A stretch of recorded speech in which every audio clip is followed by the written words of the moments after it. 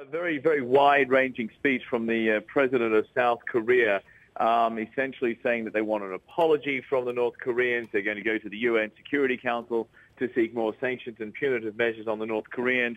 But also from President Lee Myung-bak, he said, and this is a quote, "From now on, the Republic of Korea will not tolerate any provocative acts by the North and will maintain the principle of proactive deterrence. If our territorial waters, airspace, or territory are violated, we will immediately exercise our right of self-defense."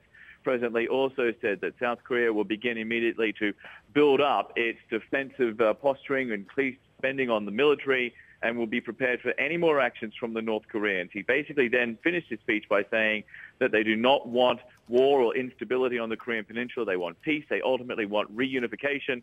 But President Lee said the North Koreans are not interested in that. Angeli? And shortly after he finished speaking, US Secretary of State Hillary Rodham Clinton urged China to coordinate its response with the US. You're normally based in Beijing, John. Do you think that China will get on board with whatever happens from here on?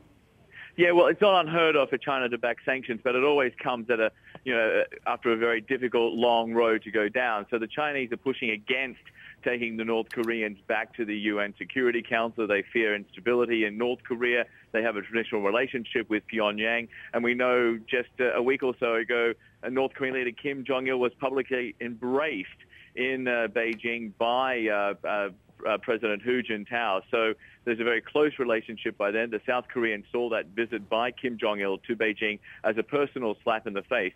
So there is a lot of diplomacy to be done before the Chinese get on board. It's not unheard of, but Hillary Clinton has her work cut out for her the next day or so in Beijing.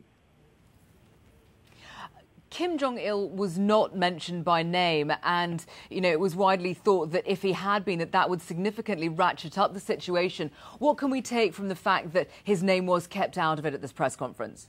Yeah, well, it would appear that the South Koreans are trying to moderate their message. It is true that if Kim Jong-il was specifically called out by the South Korean president, specifically blamed for the torpedo attack on the China, that would have raised tensions significantly on the Korean Peninsula. So obviously they're taking this measured approach, saying they're going to increase their defensive position, warning the North Koreans that any further attack will result in some kind of self-defensive measures. Now, that seems to be very vague, the wording on that, to leave it open to interpretations for the North Koreans to work out just specifically what that means. But certainly what we're hearing today in Seoul from the South Korean president, while not naming Kim Jong-il personally, it seems to be ratcheting up the pressure on the North Koreans to stop this kind of behavior. The North Koreans, for their part, we know, deny having anything to do with the sinking of the Chanan, have called the report a complete and total fabrication, and they actually want to send their own investigators here to look at the evidence that the South Koreans